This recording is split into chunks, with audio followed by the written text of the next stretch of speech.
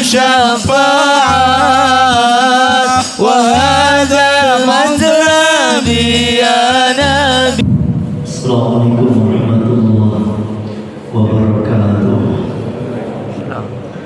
Alhamdulillahirabbil alamin.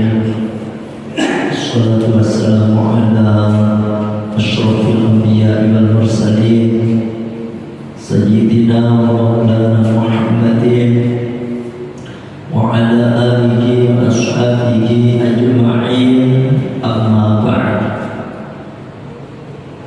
Biridha'illahi ta'ala wa syafa'ati Rasulillah wa bikaramatil awliya ila yaumil qiyamah wa bikaramatil ulama'il 'amilin wal musannifin wal munazzilin wal qurra wal mufassirin wal muhaddithin wal mujtahidin wa man afihim maliki wa syafi'i wa Ahmad bin Hanbal thumma ila jami'il ulama'i sufyatil muhaqqiqin khususan ila hadratis syafi'in Syekh Abdul Qadir Jilani Sayyid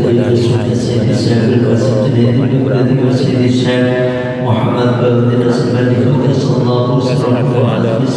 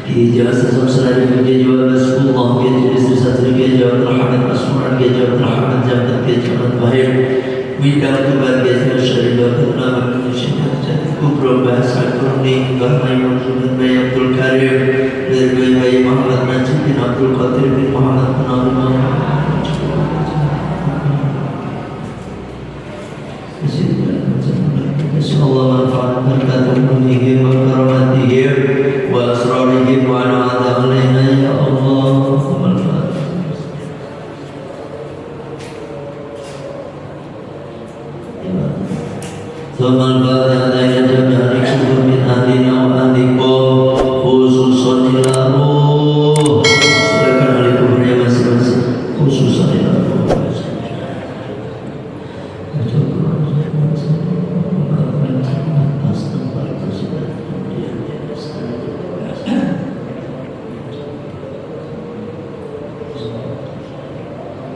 Ya Allah syai'ulillahi lakumul fatihah. A'udhu billahi minasy syaithanir rajim. Bismillahirrahmanirrahim.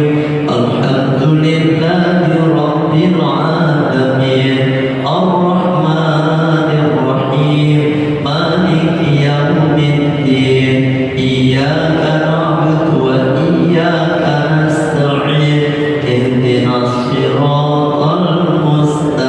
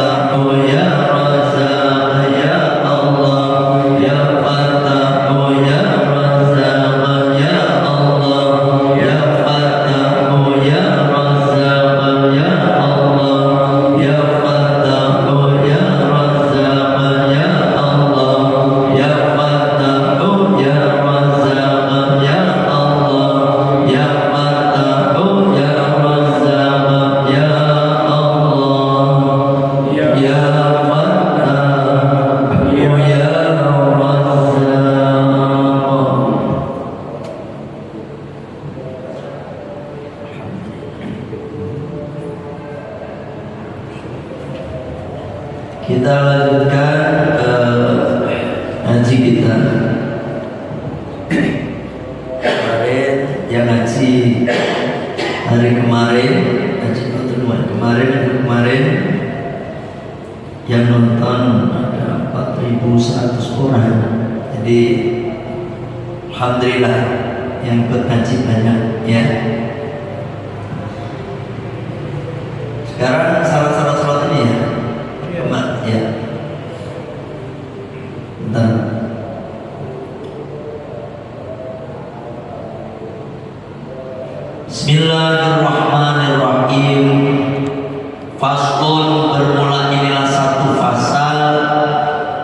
fi syuruti sholati, di dalam menjalankan, yang di dalam menjelaskan syarat-syaratnya sholat.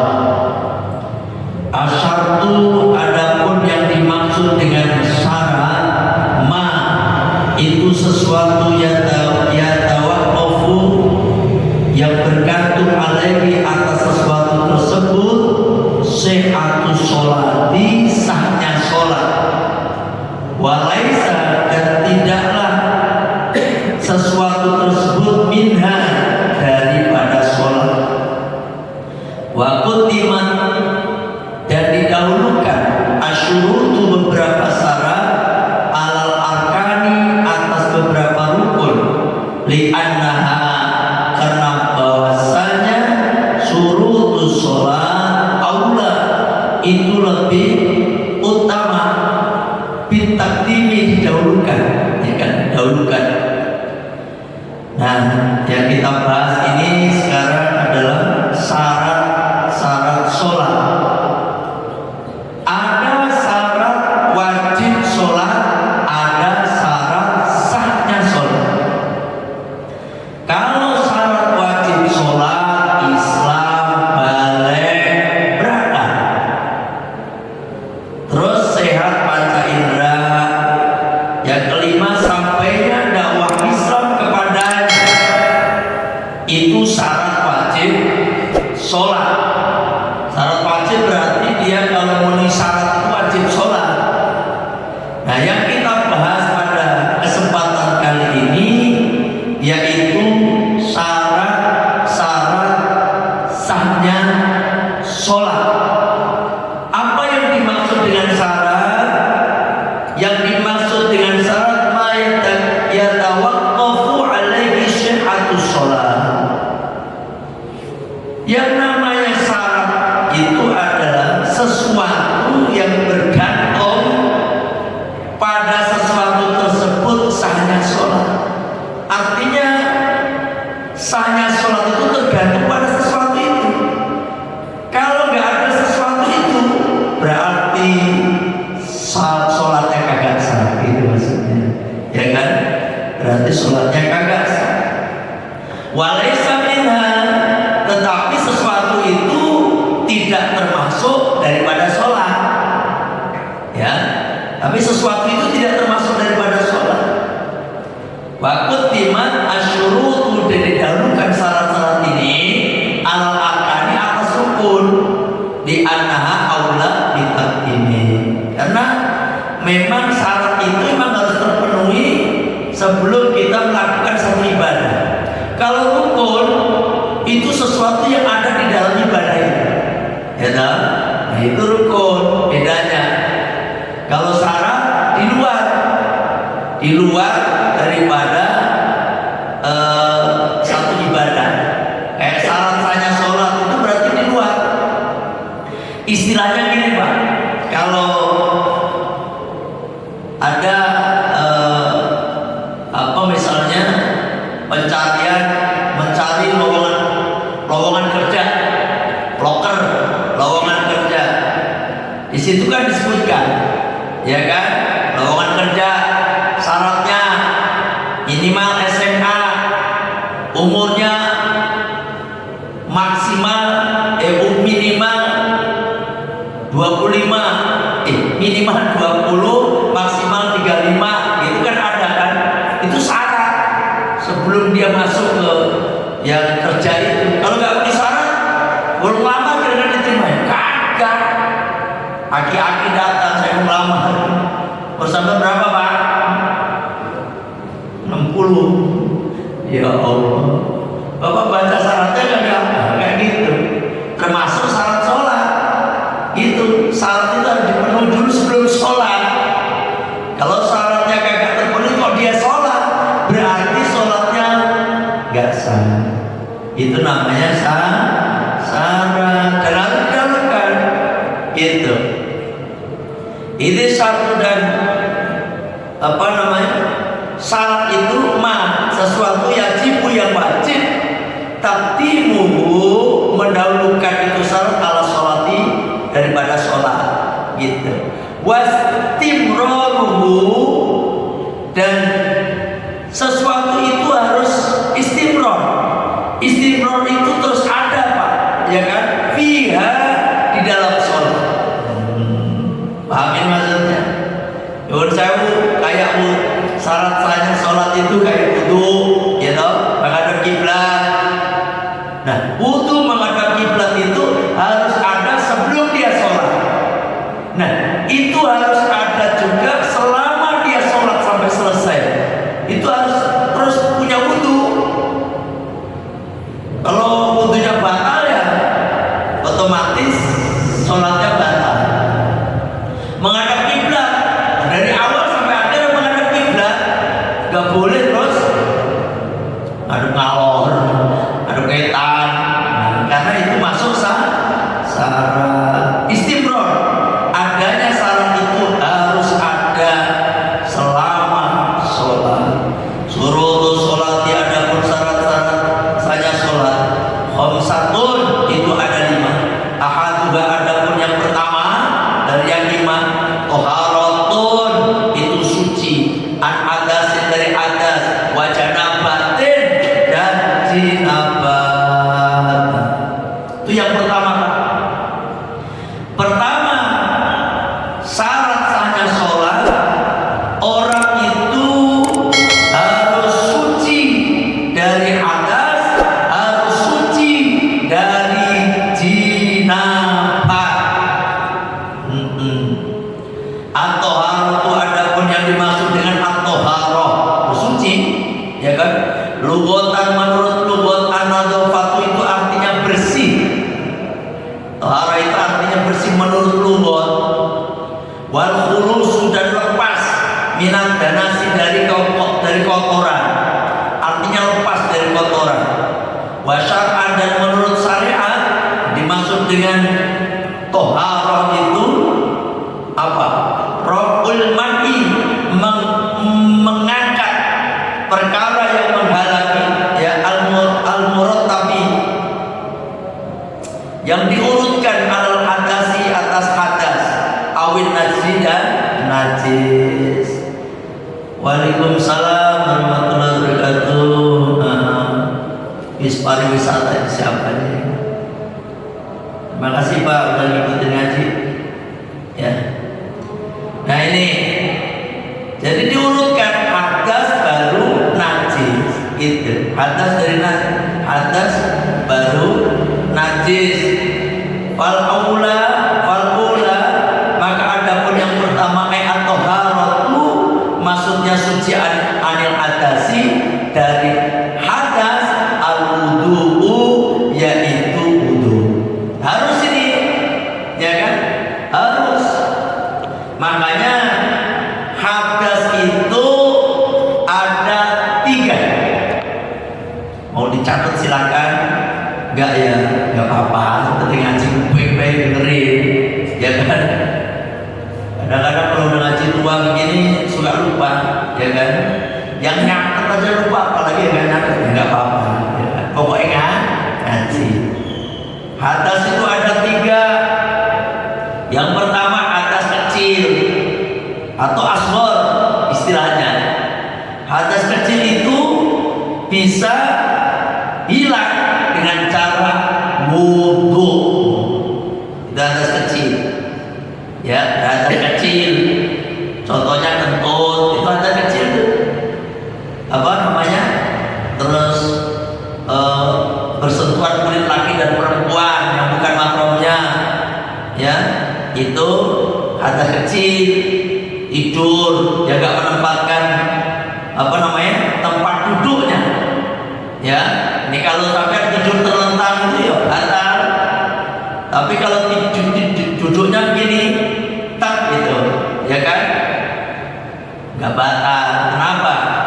Karena apa namanya, al-ainani dikasa, 2 mata ini sebagai pengikat daripada punten pantat itu. Orang melek itu, ya toh, orang melek itu bisa mengendalikan, bisa kentut apa enggak, gitu kan. Nah, makanya kalau orang tidur, matanya tidur tek, maka yang harusnya pengikat pantat tadi kan hilang, ya kan? Maka diganti oleh pantat. Makanya sampean kalau pas lagi duduk begini nih, coba kentut gak bisa, harus ngasih jalan dulu, ya toh, kasih jalan pemiring, kalau begini ada apa ya? Kalau cuma begini kan enggak, ya. Waalaikumsalam Pak Muhammad Ali Sakib, subhanallah, namanya bagus sekali, ya, seperti itu. Yang kedua, hadas itu ada hadas ausat, ya. Hadas ausat itu hadas pertengahan. Apa itu? Jinabah. Ini kan bahas tentang hadas, makanya kita bahas ini. Kita harus suci dari hadas yang pertama, makanya harus kita bahas hadas itu apa aja, ya. Hadas ausat atau hadas pertengahan, yaitu jinabah. Yang ketiga ada hadas akbar, yakni hadas besar.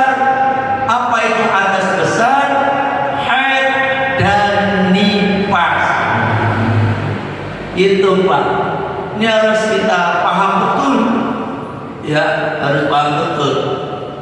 Kenapa ulama membagi hadas itu sampai jadi 3? Itu karena tergantung daripada sesuatu yang tidak diperbolehkan. Kalau punya hadas kecil, yang gak diperbolehkan sedikit. Kalau hadas ausat, yang tidak diperbolehkan sedang. Kalau hadas besar, yang gak diperbolehkan banyak. Itu namanya hadas, ya kan? Hadas kecil yang gak diperbolehkan apa saja? Waalaikumsalam Bu Hasna Akifah, ya. Waalaikumsalam. Jangan lupa pada sakret, ya. Ini saya bukan ngomong sendiri, Pak. Ini ngomong sama ini dulu, ya. Jadi mohon biarin pada ikut ngajinya, ya. Jadi hadas apa tadi? Kecil. Larangannya apa saja? Pertama, sholat. Yang kedua apa? Tawaf. Ya. Yang ketiga, sholat ini berarti sholat wajib atau sholat fardu ataupun sholat sunnah. Gak boleh semuanya lagi punya hadas kecil teh. Yang kedua apa? Tawaf. Baik tawaf itu ada sebentar. Tawaf itu ada tawaf kudum. Tawaf kudum itu kalau kita baru sampai di Masjidil Haram, ya kan? Itu namanya tawaf selamat datang. Tawaf kudum. Ada tawaf ifadah. Tawaf ifadah itu tawaf yang wajib dikerjakan oleh jamaah haji. Yang ketiga ada tawaf umroh. Tawaf yang wajib dikerjakan oleh jamaah umroh. Ada tawaf nadar. Tawaf nadar itu wajib dikerjakan orang yang bernadar. Sampai bernadar, kayak Pak Alam bernadar nih, kalau saya sukses, saya akan tawaf, maka tawaf di Baitullah. Bukan tawaf di MM 2000 wah, MM 2000 cepat lagi, 2100. Tawaf di Baitullah jadi wajib. Itu nadar. Kalau saya sehat, saya sembuh dari penyakit saya akan tawaf di Baitullah. Wajib hukumnya. Paham ya? Tawaf nadar. Terus tawaf apa lagi, Pak? Yang kelima itu tawaf sunnah. Tawaf sunnah itu tawaf ya sunnah aja. Selama jenengan ada di Masjidil Haram, amalan yang terbaik ketika sampai masuk Masjidil Haram itu adalah tawaf. Kalau kita masuk masjid kayak gini kan namanya tahiyatul masjid. Nah, kalau kita di Masjidil Haram, kita bukan tahiyatul masjid, Pak. Tawaf yang paling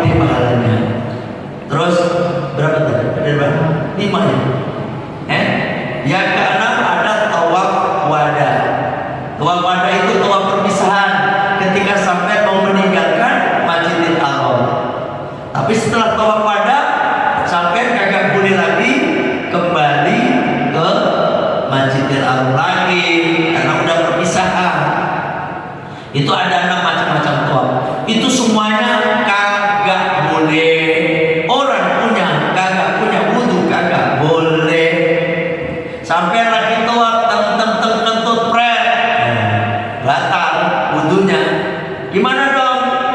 Wudu dulu, habis wudu dari mana tadi bapak kentut, nanti dilanjutkan. Gak ngulangi dari nol, gak ngulangi dari satu lagi, gak bisa dapat putaran kelima terkentut. Nah, putaran kelima itu yang dimana nanti dilanjut lagi putar. Paham ini, paham? Itu namanya tawaf, dan diawali dari hajar aswad. Subhanallah walhamdulillah wala ilaha illallah wallahu akbar. Sampai di rukun yamani baca doa sapu jagat.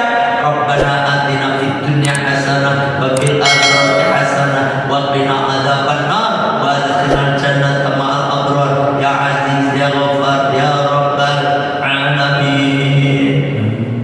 Oke. Terus sampai itu baru putaran pertama. Nanti istisra lagi bismillahirrahmanirrahim Allahu akbar. Dikacau putar lagi sampai 7 kali. Dan posisi Ka'bah ada di sebelah pundak kiri. Gak boleh sampai mundur. Tawaf mundur, mentang-mentang udah hafal mundur lagi. Gak boleh, gak sah. Tawaf, sholat, terus tawaf. Yang ketiga gak boleh sholat jenazah, ya kan? Gak boleh, gak boleh sholat jenazah. Ini saya menyampaikan dalam madzhab Syafi'i ya. Ada madzhab lain mah, yang gak apa-apa. Ada. Kalau saya di sini berarti menjalankan madzhab Syafi'i. Wajib kita punya wudu ketika sholat jenazah. Yang keempat, gak boleh apa? Menyentuh Al-Quran, memegang Al-Quran gak boleh. Yang kelima, gak boleh membawa Al-Quran. Kalau nyentuh itu begini, kalau membawa dibawa di tas, dibawa, gak boleh. Yang keenam, gak boleh sujud syukur. Ini kadang-kadang orang main sujud baik. Sujud syukur itu harus punya wudu, Pak. Harus punya wudu. Wah, permainan Persib sama Persija. Gol langsung Allahu Akbar. La ilaha illallah. Berarti gak ikut ngaji nih. Wudu dulu. Kelamaan wudu lagi. Nanti kalau gol lagi wudu lagi. Memang begitu, Pak. Suatu ibadah itu kalau gak memenuhi syarat dia gak sah. Gitu. Tiba-tiba ibu bapak dapat rezeki nomplok, diumumkan bapak dapat hadiah pergi umroh, tiba-tiba sujud syukur, wudu dulu. Atau apalagi Pak, terhindar dari musibah. Sampai naudzubillah tidak ketabrak kereta, selamat. Misalnya ngayalnya ketinggian ini mah, ketabrak kereta selamat. Ada nggak orang dapat ketabrak kereta hidup, Pak? Jarang banget ada. Tabrak kereta ya hancur namanya orang. Ini ceritanya, misalnya, nggak harus kayak gitu aman. Sampai nih lagi di pinggir jalan, ada mobil mau nyerempet gitu, astagfirullahaladzim. Kan sampai selamat, yang ketabrak mobil tuh, sampai langsung ambil wudu, sujud syukur, menghadap kiblat. Jangan sujud syukur ngawur baik. Sujud syukur ngadep ngalor, ngadep ngetan. Lagi nonton TV ngadep ngetan. Alhamdulillah sujud ngadep ke TV lagi. Itu mah bukan sujud syukur itu. Sujud apa kali itu mah? Dan bagusnya diawali dari sambil berdiri menghadap kiblat kayak orang sholat itu. Nanti ditutup dengan salam. Tapi sambil duduk ya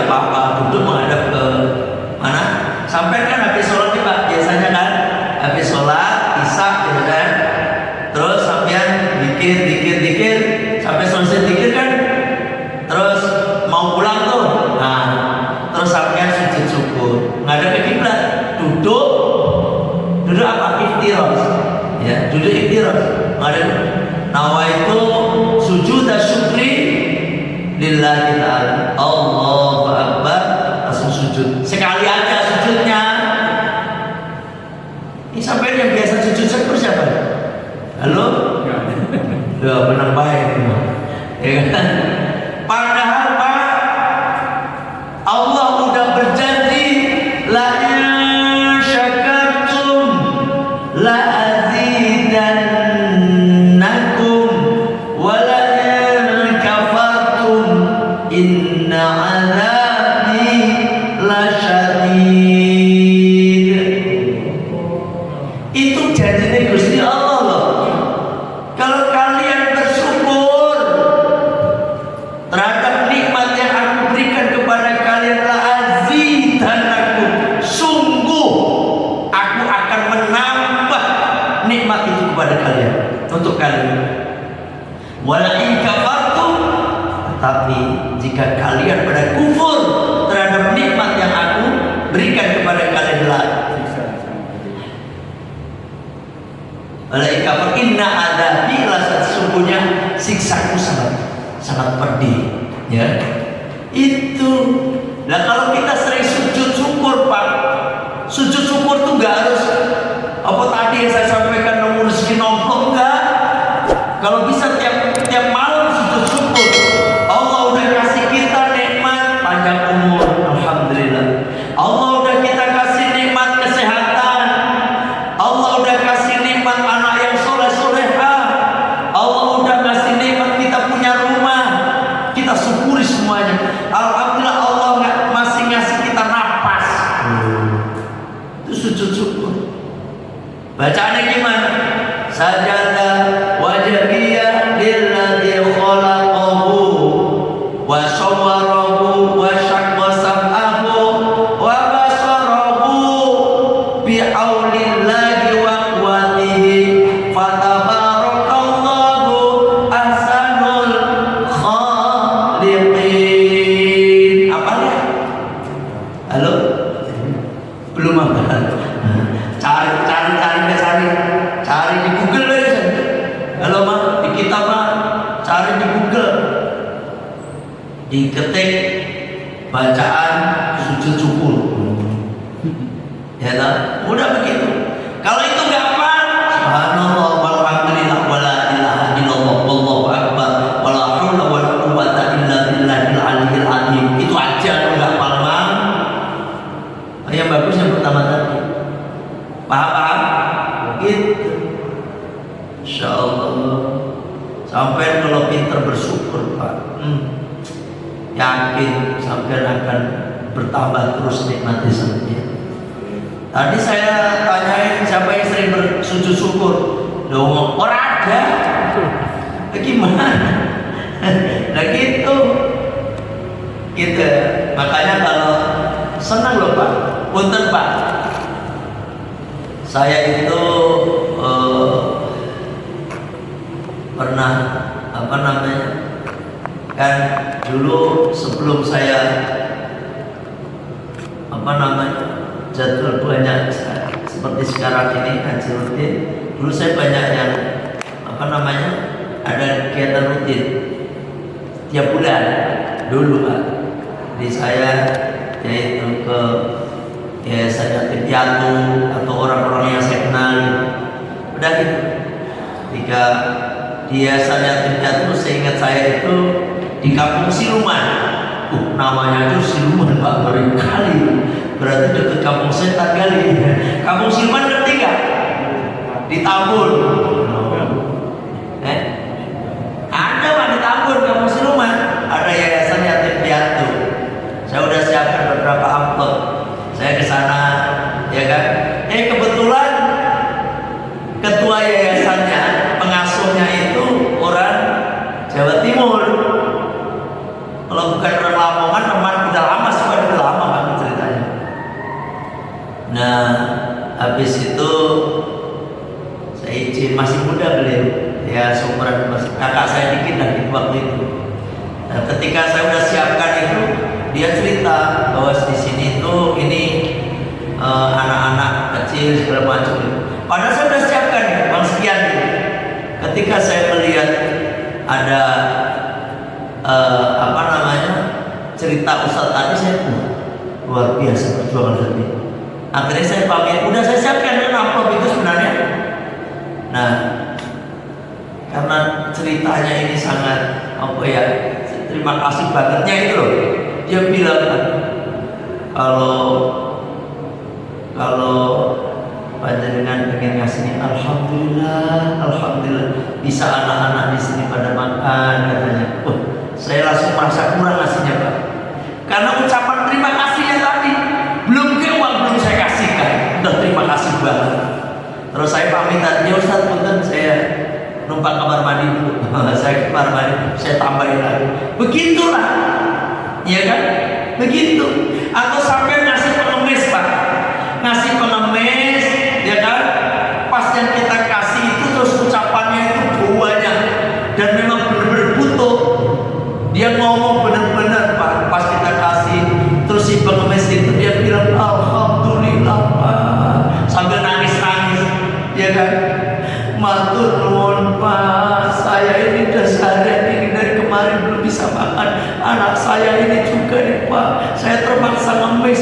Langsung kaget sampai Pak, saya gak pernah ngemis, baru hari ini aja karena gak ada yang bisa dimakan Pak. Matur nuwun Pak. Langsung kita dalam hati, astagfirullahaladzim. Tadinya pengen ngasih 5.000 atau berapa ngemis biasanya, pasti iya Bu, belum makan dari kemarin. Iya Pak, saya ini terpaksa, baru kali ini aja saya ngemis, saya benar gak mau ngemis gitu. Pasti sampai, Allah, sebentar, terima kasih. Karena apa? Ucapan terima kasih tadi. Itu mak berbeda. Paham ini? Allah apalagi Pak? Allah, ketika Allah itu kagak punya, Allah itu zat yang kagak pernah lupa apa yang kita lakukan. Allah kagak pernah tidur, jangankan tidur, ngantuk baik kagak. Kalau kita tuh dikit-dikit ngantuk, dikit-dikit lupa. Kita kalau Allah kagak pernah lupa, kagak pernah tidur, apa yang dilakukan oleh hambanya Allah paham betul. Dan Allah akan membalas semua pekerjaan, semua amalan yang dilakukan hambanya. Kalau nggak hari itu, berikutnya itu. Makanya ayo bareng-bareng ya, kita bareng-bareng ibadah, kita istiqomah. Yang paling utama itu istiqomah Pak. Al istiqomatu khairun min alfi karamah. Istiqomah itu lebih baik daripada 1000 karamah. Bayangkan, sampai lihat karamah Kanjeng Sunan Kalijaga bikin apa namanya, bikin soko guru dari tata, takjub kita. Kita dengar Sunan Kalijaga pernah masuk ke dalam tanah, mengejar Sasi di Jenar. Hebat. Waktu film dulu, Bapak pernah lihat film Sunan Kalijaga nggak? Di layar lebar dulu, pernah lihat? Ya berarti Bapak udah tua semua yang berarti ya. Ya gitu. Masya Allah, kita pernah dengar karomahnya Syekh Abdul Qadir Jailani, bahwasanya beliau begini-begini, banyak kisahnya lah, nggak perlu saya sampaikan. Sampai takjub. Padahal sampai kalau istiqomah aja, apa yang dalam kebaikan, ngaji ini istiqomah, Masya Allah, itu lebih baik daripada 1000 karamah. Gak apa-apa gak bisa terbang, gak apa-apa kita gak bisa jalan di air, gak apa-apa gak bisa hilang gitu. Ada orang bisa menghilang Pak, hilang. Kalau kita bisa hilang gak bisa balik lagi. Ya kan? Oh, itu kan karomah. Tapi ternyata kita ketika apa namanya ngaji seperti ini, ya Allah, ngaji istiqomah. Saya nggak pernah meninggalkan pengajian seperti ini. Ya, saya banyak undang maulid Pak. Ya kan? Maulid di mana? Di Cibitung, BCC, BCR, terus yang ke arah itu Solo, perumahan mana dia nyebutin perumahan dekat mana itu Solo. Wah, nggak bisa. Saya ngaji sisa itu sampai jam 9 selesainya tiap hari. Waduh, gimana? Akhirnya ada yang ngalahin mereka. Kalau pagi dia kalau pagi saya carikan waktu dulu, baru dia seperti itu. Karena apa? Pahalanya gede sekali yang ngaji seperti ini. Emang selama maulid uploadnya gede memang. Buat apa gitu? Ya kan? Bukan apa-apa. Kita cari di sini adalah ridhonya Gusti Allah ini. Ya kan? Banyak. Tapi kalau maulid di sekitar sini, KSD, Mega, apa daerah sini aja, Kabupaten DCI yang Puri Persada, selama saya bisa menuntut ke sana, is oke. Tapi kalau udah jauh, saya kira perjalanan aja 1 jam, udah kita cari ustaz lain aja. Gitu. Karena apa? Nih, alhamdulillah bapak-bapak juga istiqomah aja. Kan saya alhamdulillah berani ya, alhamdulillah ya. Udah bertahun, udah berapa tahun Pak alhamdulillah ngaji di sini? Udah lama. Zamannya Pak Paryadi, bukan zamannya Pak Paryadi, iya zaman Pak Paryadi ya, zaman Pak Haji Andi. Sekarang dari Ustaz Abdul Rahim. Ya kan ini istiqomah aja. Ini baru atas kecil doang ini yang dibahas. Sujud syukur yang ketujuh, sujud tilawah, nggak boleh. Sujud tilawah itu ketika sampean mendengar apa yang ini? Ayat-ayat as-sajdah. Ketika ada wasjudu waqtaribu, ini ayat sajdah, sampai terus menghadap ke kiblat, terus sujud sekali, terus salam. Ya, kalau lagi sholat, ya langsung sujud, ya kan? Kalau nggak lagi sholat, awali dengan takbir dulu. Nah, inilah 7 perkara yang diharamkan ketika orang punya hadas kecil. Besok hadas ausar apa aja ya nanti besok minggu depan. Semoga pada panjang umur semua ya.